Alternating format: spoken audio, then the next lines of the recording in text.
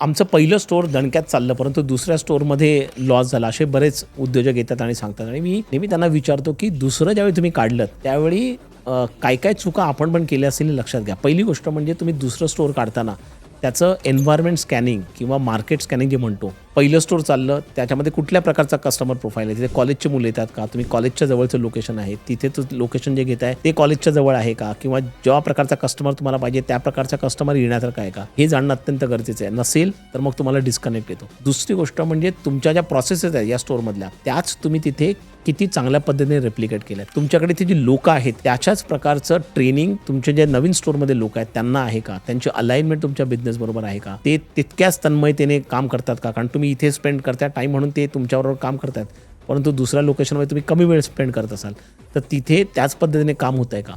चौथी गोष्ट, तुम्ही कोणी पार्टनर जर का बरोबर घेत असाल, फ्रँचायझी म्हणा किंवा दुसऱ्या पद्धतीचा, तर त्याची आणि तुमची अलाइनमेंट झाली आहे का.